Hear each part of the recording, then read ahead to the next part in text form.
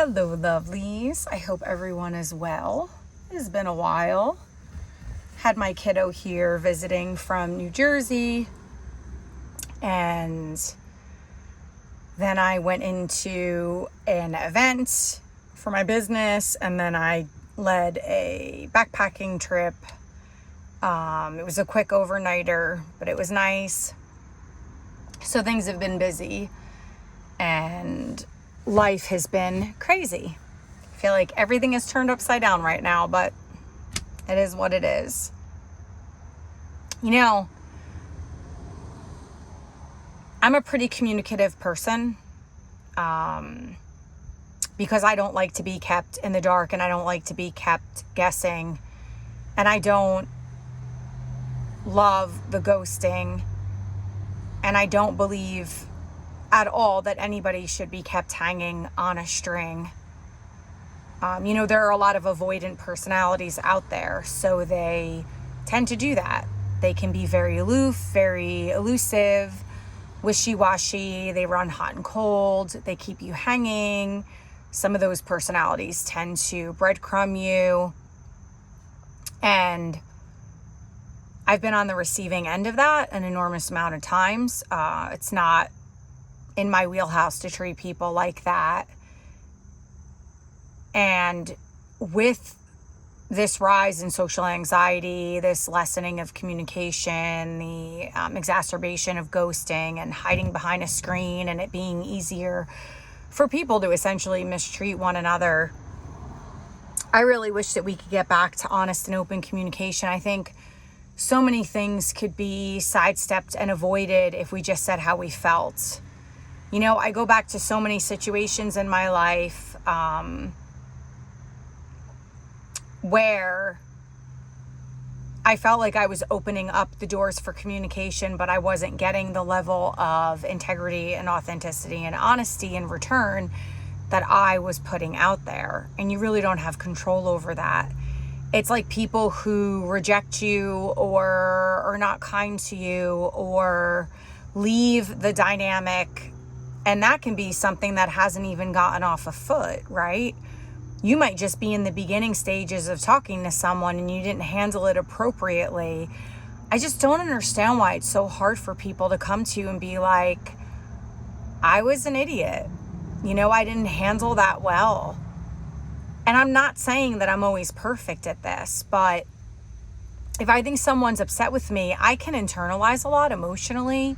I think more sensitive dispositions are like that when you are more sensitive in terms of feeling, like I can feel other people's pain. I have a high level of empathy. I can literally feel what someone is going through, and I can pick up on their emotions, whether it's deep grief or anger, just, feeling very heavy energetically. I pick up on all of that. And so it's not always, this is why I need a certain amount of alone time and rest, being alone and being rested. I don't understand why it's so hard. It's something that I'm trying to get better at myself. See, when I was younger, I was super confrontational. I think it was because I just didn't care. I didn't have the level of conscientiousness that I have now. So I really didn't care if I upset people. I didn't care how people took it. My mom would say, you have no stoplight. You think it, you speak it. So I'm not sure that was always healthy, but everybody knew where I stood. And I just was not afraid to speak my mind. So if people are like, oh, she's someone that's not afraid to speak her mind, trust me, I do hold myself back way more than I ever did. And after my divorce and getting beat up a little bit in that whole process and really feeling like my voice was clipped, and it was, I stopped saying how I felt, because what I learned from that experience is anytime I open up my mouth, I'm going to get beat up emotionally and mentally and psychologically. So I really shut down, and then your thyroid shuts down. That's, right here, that thyroid gland, that butterfly-shaped gland. And for a lot of women, we do feel very silenced in abusive relationships. Essentially, that's what the partner is trying to do. And so I tend to internalize a lot, and a lot more than I ever did. And that's partially being like a sensitive person, but not like sensitive, like, not nowadays sensitive where everybody's so, my feelings are hurt, I'm so offended. I'm not talking about that woke culture stuff, but just being a highly perceptive person and an HSP, which is a highly sensitive person. There's real research on ASPs, and I was always like that. And I just wish we could get back to better communication and just really saying how we feel. So, for example, if you're interested in someone and you've botched it and you regret it, that's exactly what you say. You don't try to get back in that person's life in a backdoor way because you're so afraid of being rejected when you've already rejected that person, right? And now you're like, well, I don't want to be on the receiving end of that. But I think it's so sexy to just own it. Like, I did not behave appropriately. I was not kind. I didn't handle it well. I was interested in you. I wasn't ready. Whatever the situation, like, just say it and have a sincere apology. It's very difficult to build trust, even in friendships with people, where that they're not being fully transparent or honest, or just that they have an inability to own their part in things, And I find this with men. I'm not throwing you under the bus here, but I find with men, they do really hurtful things.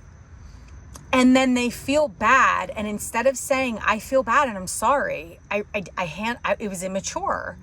I was behaving immaturely. I didn't handle it well. You try to come back in a backdoor way. And I don't always like giving personal examples because I don't know who in my life is watching these videos. And I really am not out to hurt anyone's feelings. But I had a friendship with a guy, and I was in need, and I was there for that person. And again, this is completely platonic, nothing there at all whatsoever. And when I needed him, he kind of let me know in his own way, like, I don't want to deal with this and I don't have time for this. He was really impatient. His personality, his disposition towards me changed. And then he came back in, and instead of saying, like, I was a shitty friend, he came back in that back doorway. And then I let him back in because I don't want angst toward anybody. But my feelings about the friendship had changed. It was kind of like, okay, well, there's a lack of reciprocity, and that's not what I want. And I was in need, and he really didn't have the patience for it. And that's not who I want in my life. And then he came back in, and I think it's just him, because I'm in this like little bit of a vulnerable place in my life right now. I've got a lot going on, and there's not many people that I can rely on. And most people these days are just not reliable. I mean, I think most of us would agree with that. And so I know he's not somebody that I could turn to. And so what I've learned to do is, because we're living in a time where it's just like, your boundaries are so rock solid and you cut everybody out of your life, which I was guilty of doing at one point. And it's like, well, I can have this person in my life to a certain extent with the understanding that I can't really rely on them. And they're not somebody that I could really turn to in times of trouble. And I think it's because they have so much going on in their own life, they can't even handle their own stuff. And I think it's part of just their disposition. And some people are more inherently selfish than others, Some people will take. And when it comes to giving, not so great, or they can only give to a certain capacity. This person's extremely kind and generous in one way, but emotionally stunted. And I think they know that. I think they're seeking help for that. And I think that they know that, especially in intimate partnerships. And again, intimacy doesn't mean sex. So even a friendship is an intimate partnership. But I really wish that we could get back to this place of just that high level of communication and being really authentic and really honest and just real forthcoming. And again, I think it's mainly, I've always attracted, for whatever reason, avoidant personalities. I told the story in another video. I fell madly in love last year, which is, I don't fall in and out of love very easily. And my heart was really broken, but I own my part in it. And I partially did that to myself. And I realized, it took a while going back, because I have to do that. I'm just that person. It takes me a while to process things, and I have to go back and be like, why did that happen? Or how did I let that happen? Or how did I not see these red flags? And he's not a bad person, but he's an extremely avoidant personality. And for whatever reason, I tend to get sucked into that dynamic.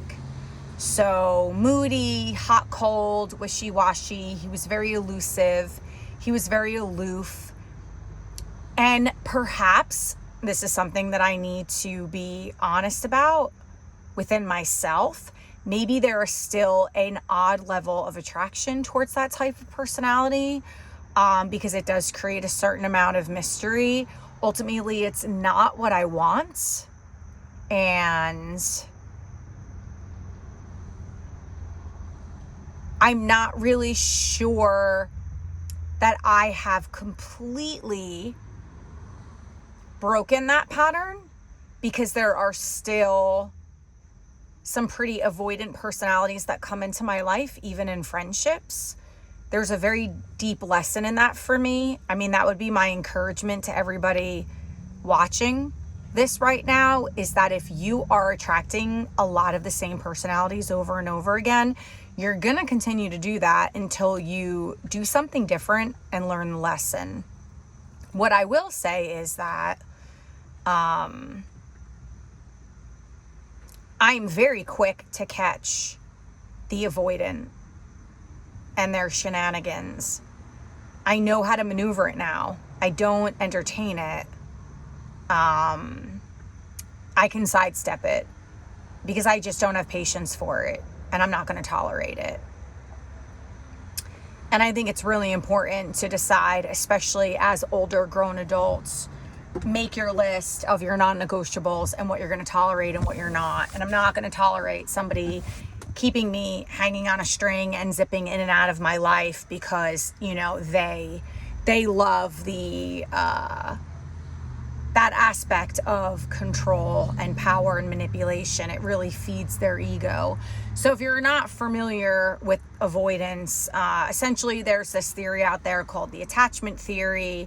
And essentially the goal is to always be securely attached, but most of us are not securely attached people. Really depends on the role modeling that you had of relationships and communication, and how much trauma you've experienced in your life. So a lot of people are anxiously attached. And then you have the avoidant, who is mainly non-committal, and again, elusive, very aloof. And if you look at the research on the attachment theory, it's essentially an avoidant that attracts an anxiously attached person and vice versa. And I think because of the tumultuous nature of my childhood, and there was multiple forms of abuse and not really healthy dynamics, and a lot of addiction was at the heartbeat of all of that, as you could imagine, because it's really a disease of the mind. You're not in your right mind. You're in your primal brain. You're not in your prefrontal cortex. So executive functioning goes out the window. And so I guess I was more of an anxiously attached person. What's interesting is this is not going to be the scientifically backed research, but there are people that I follow that are they're pioneering relational psychology and navigating those waters in a different way. And I fully believe in a lot of these new thought forms. And so instead of forcing an anxiously attached to learn how to be securely attached, because you really can't force it, and it's not, that anxiously attached person might just be an anxious person to begin with. It may never be kicked. I think it's more being with a partner who is patient with you and understands how to navigate that. So you might be an anxiously attached person because you've experienced abandonment as a child, especially from a parent. You can become anxiously attached just by being cheated on, and then nervous getting into another partnership and enduring that same dynamic. So it can stem from a lot of things. I mean, the overarching idea of most of adults' crap is that we've experienced an enormous amount or some amount of childhood trauma that has not been resolved. And so we look to our relationships, whether they are intimate interpersonal partnerships or friendships, we look to those to fulfill the needs that little child inside of us did not receive. And to me, this makes complete sense. I don't think this is nonsense. I think it's really normal. So it's why, there's a lot of men looking for a mommy because they had really shitty mommies. But then what happens when the woman starts to mother the man? Some men love it and it works. I'm not going to say that it never works, but 9 out of 10 times that man is going to become really resentful and the relationship is totally going to collapse. And then there are a lot of women who are attracted to that type of man because they're fixers and they learned that from their traumatic childhood. I'm just going to go in, I'm going to swoop in, I'm going to fix this person, I'm going to kiss all the boo-boos, I'm going to make it better. I know all about that. It doesn't work. It's not helpful. Everybody has to do their part. You want to attract a partner who has worked on themselves and is past that healing stage, or is at least doing the work and committed to the work, because it's hard work. But I think I just wanted to do a video to really encourage people, find a way to become a better communicator, read books on emotional intelligence, read books on communication. Rejection sucks. No one wants to be rejected. Nobody wants to be rejected by going and saying to somebody, I'm interested in you. I find you really attractive. Can I take you out on a date? Or can we explore this more? I feel like it's a lost art. And I feel like a lot of men are looking to women to do this, where I was more of the initiator and the assertive one. And I just don't have a desire. It's really a turn on when a man comes to me and says, I'm really attracted to you. I've been rejected more than not. A lot. I also believe that rejection is protection and redirection. And when you look at it that way, it's like you just think like I dodged a bullet, because 9 out of 10 times you have. I think there's this FOMO, this fear of missing out, like, oh, that could have been the person. If that was the person would be in your life. I promise you they would. Because what's meant for you is not going to pass you by. So when you're rejected, it's almost always a blessing in disguise. And I've been rejected more than not. And it sucks. Nobody likes it. But I do think that a lot of women who are a bit more conventional and old-fashioned really appreciate it when the man is the initiator. I think what's happening now is that men are being so brutally rejected. Women are not kind about it at all, that you're just kind of like, fuck this, which I get. I mean, I get it. I'll end with this story. And I, so many of my friends are like, I can't believe you entertain these men. I'm like, he didn't do anything wrong. And I gave him feedback. There was one suggestion that I had for him. I had a guy hit on me through my meetup group, which has never happened to me before. He doesn't even live in the same state, and he was not a group member. My group must have come up because where he lives in Tennessee borders where I live in North Carolina. And I was really flattered. He messaged me and he's like, I'm very attracted to you. You're super fit. You're into fitness. You're into all the things that I'm into. I moved to an area of Tennessee where people aren't really into wellness. I'm really struggling to meet people, like-minded people. And, I am actively looking to be in a relationship, and, check out my profile. And if you're interested, I would love to meet you for coffee. He's like, and I don't expect you to drive all the way here. And, maybe we could meet at a halfway point if you're comfortable with that. And if not, he was going to drive all the way here.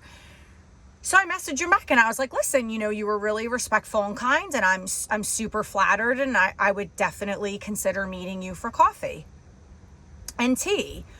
And so the meetup messages, it's a clunky app and it takes a while. Like, you could just message me on there, and sometimes I don't get it until the next day. Sometimes it's been 2 days. That app drives me crazy. So we were communicating through the app, and then he was like, wait a minute. Oh, I said, let me just tell you a few things about me before we move forward, because there is a distance. I just had a feeling, and I don't know why, but I've learned to trust my intuition. So I messaged him that I had 2 kids and that I was 47. And he messaged back and he said,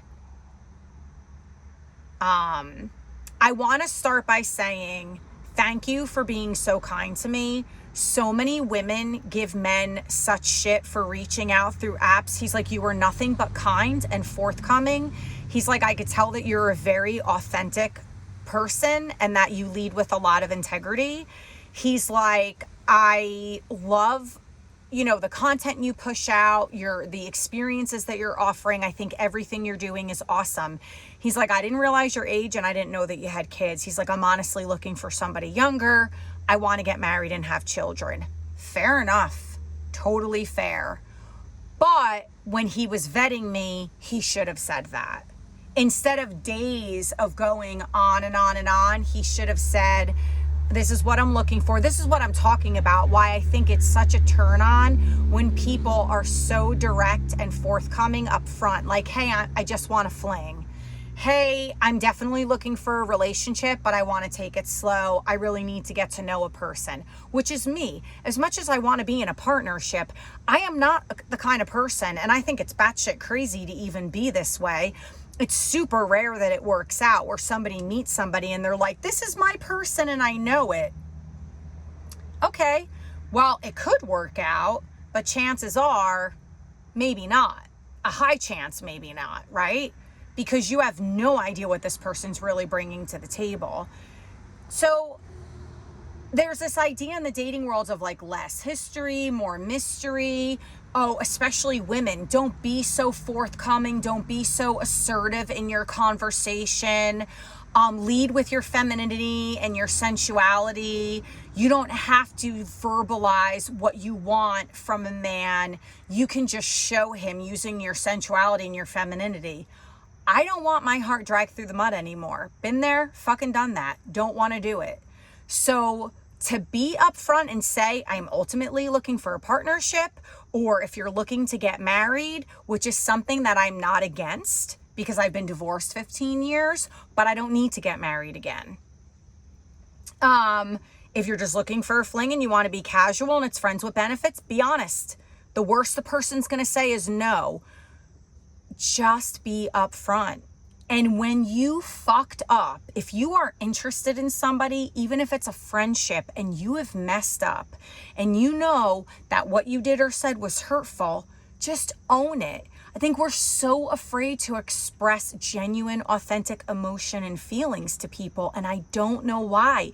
It makes it so much better. Worst case scenario, that person's not going to accept your apology. They're not going to hear you out. They're not going to care, but at least you did your part. But I feel like we've gotten so comfortable with just letting things fizzle in this really, I feel like it's immature. I don't even know a better word to describe it, where we just let things roll and then people try to slide back into people's lives like nothing ever happened. It's like, you can't pretend that you weren't an asshole. You know, there's only so much that could be swept under the rug. And my feeling is that if somebody's capable of doing that once, they're capable of doing it again. So I want to be assured that you have the aptitude and the wherewithal to own poor behavior and make it better. Because if you could do that before any type of friendship or relationship evolves, you're going to be able to do it within a committed dynamic, right? Anyway, that's all I got. Love you to pieces. Talk soon.